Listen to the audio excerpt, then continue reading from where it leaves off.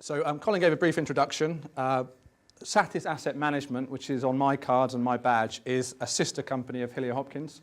Hillier Hopkins spun it out a couple of years ago, and that's when I joined the firm.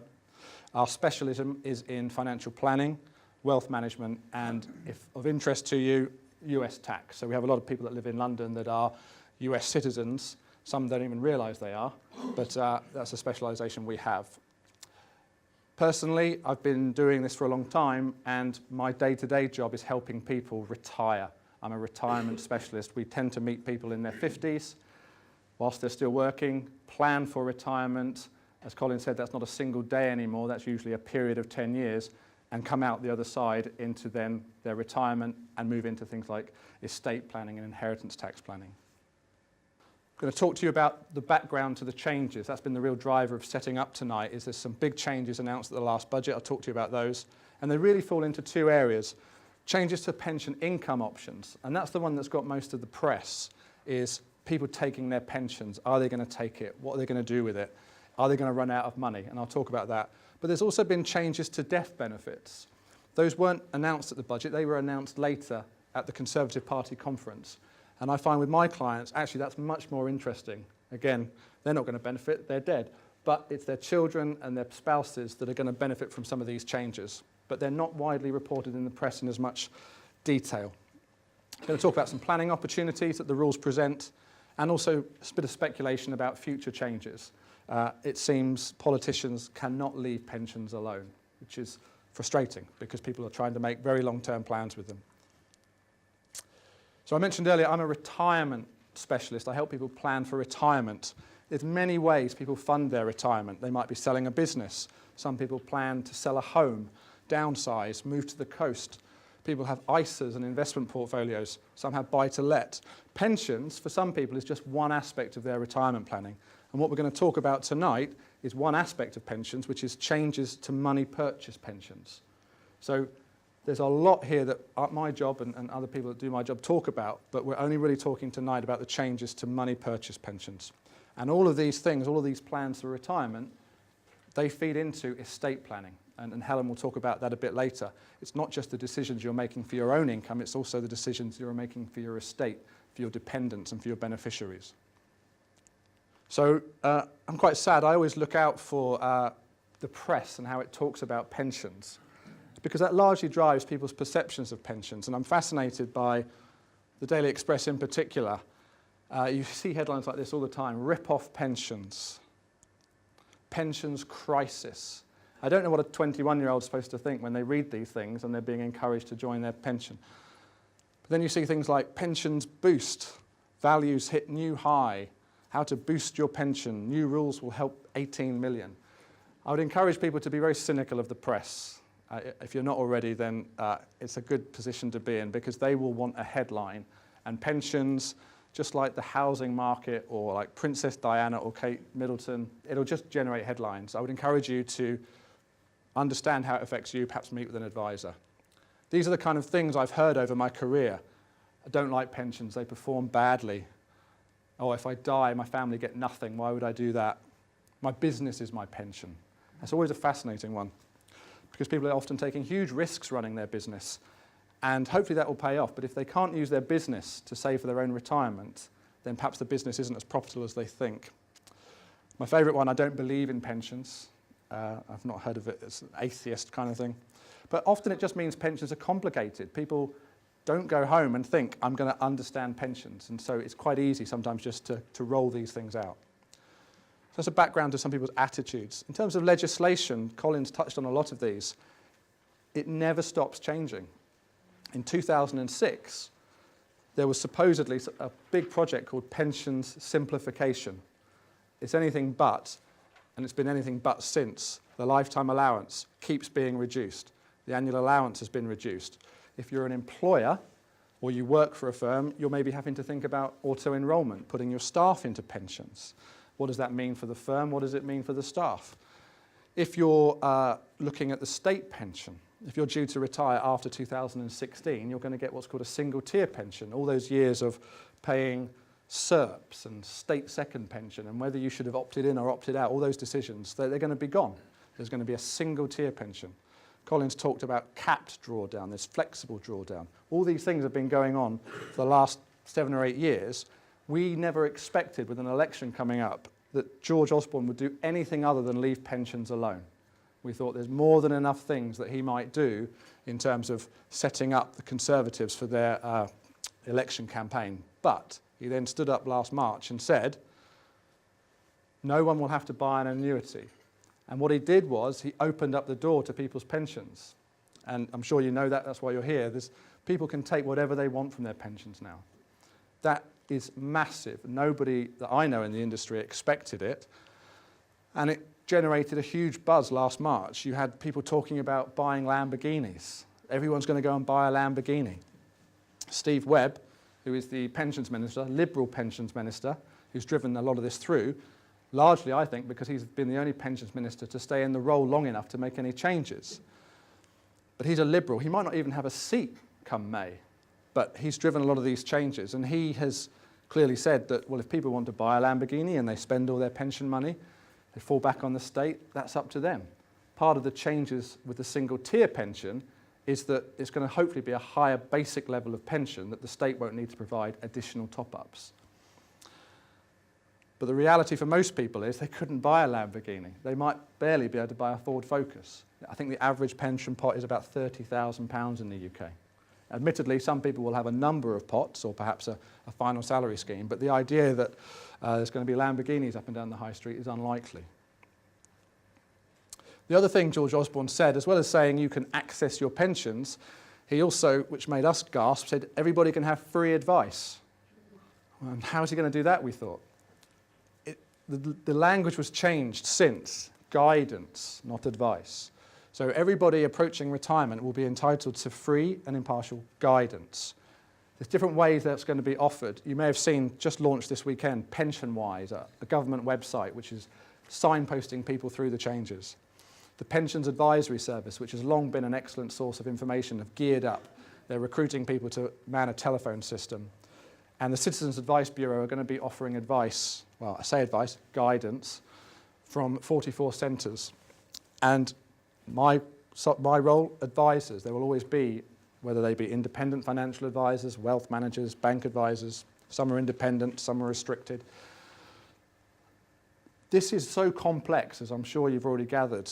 I'm not sure whether somebody on the phone or somebody on a website is going to know enough to get all your personal details, figure it all out, and then say, this is what you should do. It gets more and more complex. So if you've got one pension and you've worked for one company your whole life, then perhaps that will be good. But if you've run a business, or you've got more than one pension, or you've got dependents, or you've got an estate that's worth more than the inheritance tax thresholds, you should probably seek advice. Obviously, I'm keen that you might talk to us, but I'm not sure these services are going to give you the advice you need, and they're not liable for the advice. They are giving guidance. What's most interesting to me is I think the government view it still in what Colin described as a one-time only thing. You turn up, you want to retire, they tell you what to do, and then you do it. The reality is most people from the age of their early 50s start thinking about it.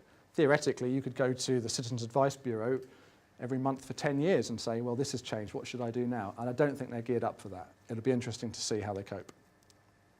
So to the details, income options first. The main thrust of this legislation and the main benefit that people are going to have is flexi access drawdown. This is, has been available for people in the past, but it will now be available for everybody. The other phrase you'll see used, and I don't know how to present this, as uncrystallised funds pension lump sum. I don't think anybody will remember that one. It's important to remember as well that there is this new option to access your pension money, or there will be from April. But for a lot of people, an annuity will still be the best option. It's great to talk about flexibility and access and what am I going to spend it on. But if you've saved a pension, you saved it to fund your retirement. You saved it to provide yourself with an income in retirement. And despite low rates, an annuity could be the best way to do that. An annuity has certainty. An annuity will last as long as you last. And if that's to 100, then the annuity will pay until 100. It's important that for a lot of people, an annuity will still be the right answer. So, flexi access drawdown. There's been lots of speculation about whether governments might take away tax-free cash. I'm not hearing it as much now. So the option remains to take 25% from your pensions. You can do that, and then you have a separate decision about whether you want to take any taxable income. You can take as much as you want from the pot that's left. And depending on how much you take will depend on what your tax rate is. So this is where it's very important to think about your personal situation, whether you're still working, whether you have other income, about when you might take taxable income. People that take from their taxable pot too quickly, it will run out.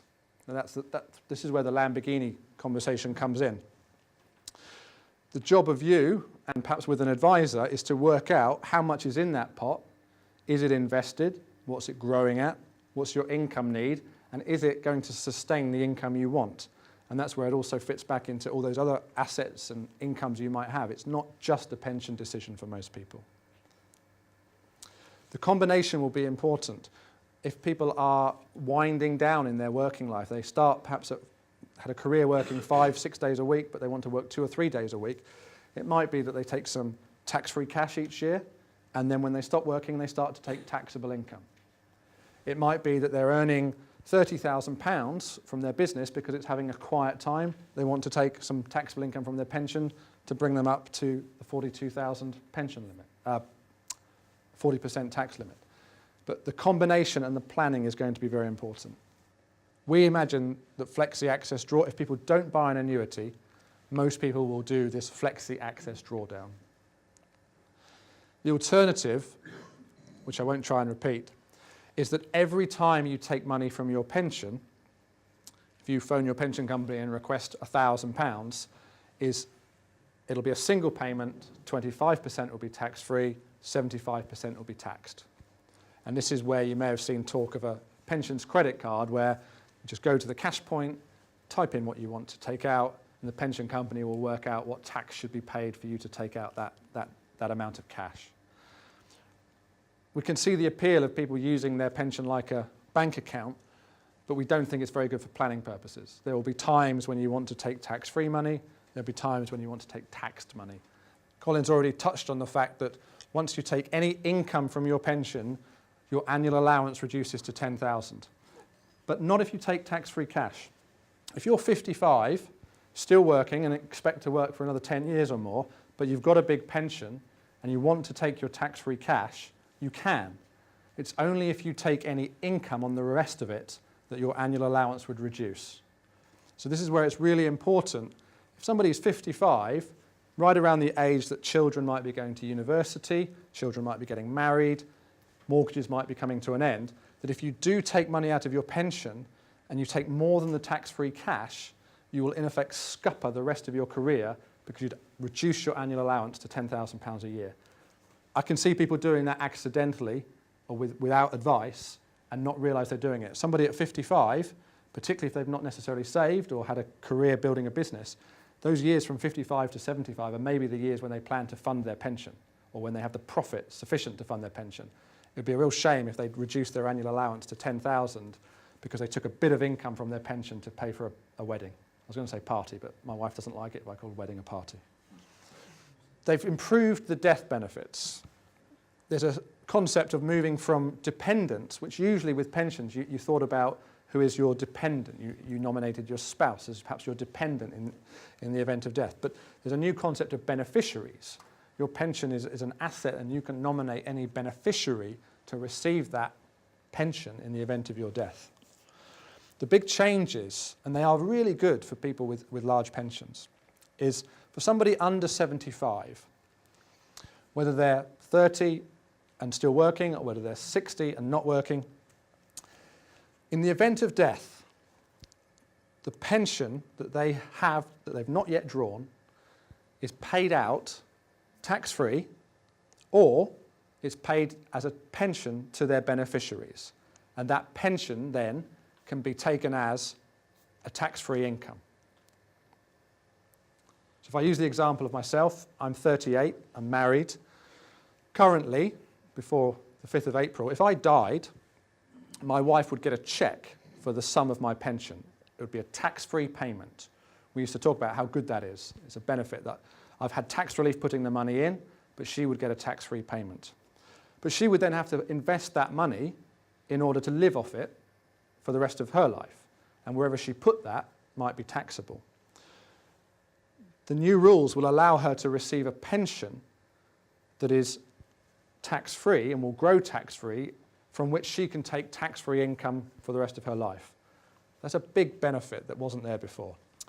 The other big benefit that they've changed is previously, if you had taken your tax-free cash but not taken any pension income, in the event of death, that 75% would be taxed. They're now saying under 75, that 75% will be tax-free. So another example, I see clients who have retired, they've stopped working, they've got a pension pot, let's say it's £400,000, and they come to me and they say, great, I can take my tax-free cash. That's been the one carrot that's been great about pensions that everybody knows is tax-free cash. But I used to say to them, well, don't take that tax-free cash, because if you do take the tax-free cash and you don't need it, and sometimes our clients don't because they've sold a business perhaps, or they've got other assets, they would have crippled the other 75%, because had they died, that 75% would have been subject to a tax charge of 55%. Now, or after April, they'll be able to take the 25% whenever they want, and if they die before 75, whatever is left in the taxable part will be paid out tax-free.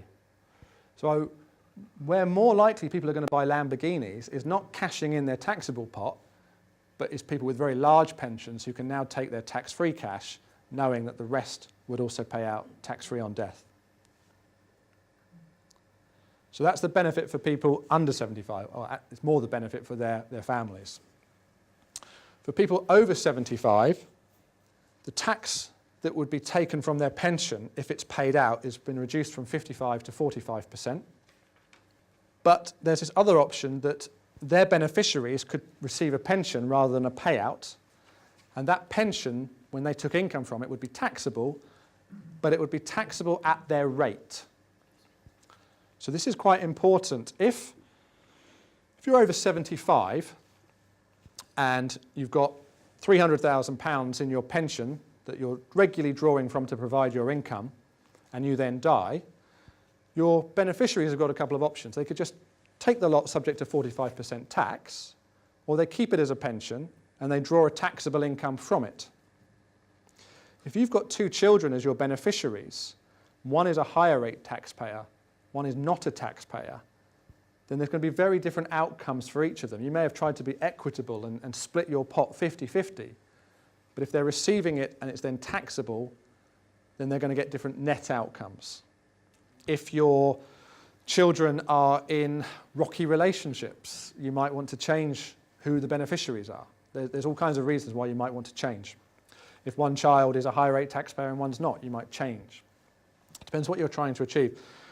The term fairness and being fair and being equitable is not as simple as some people think it is. And part of my job is to challenge people and understand what they mean by that. I'm going to just talk about a few planning opportunities. If you're under 55, you might say, well, this doesn't affect me, so I'm not going to worry about it. But it does present some opportunities.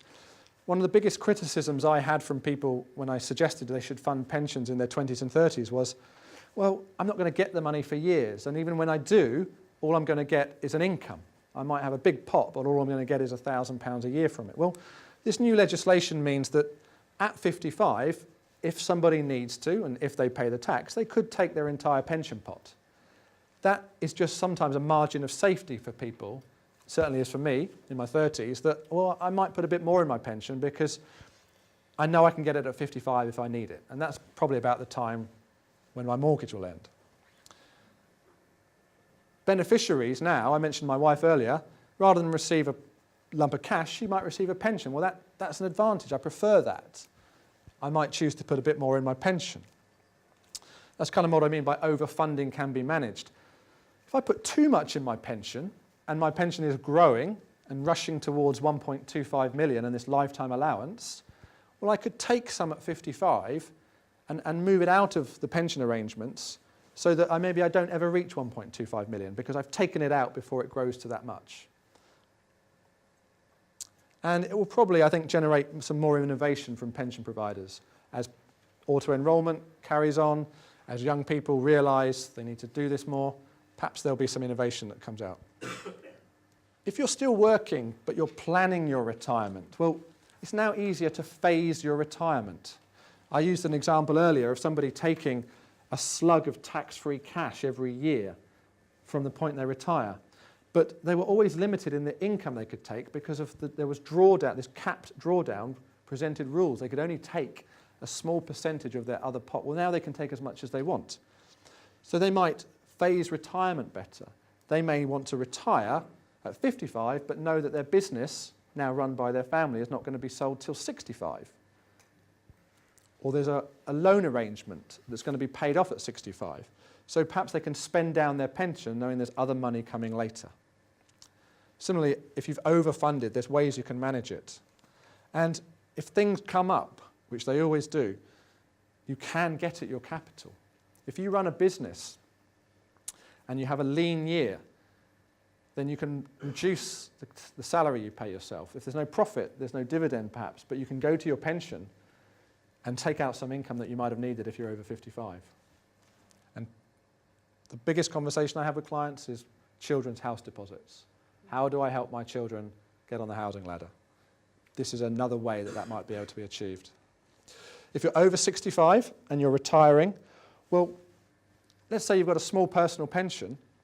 Rather than have a small annuity and then a small state pension, it allows you to defer your state pension, which is very attractive. The government incentivises you to do that.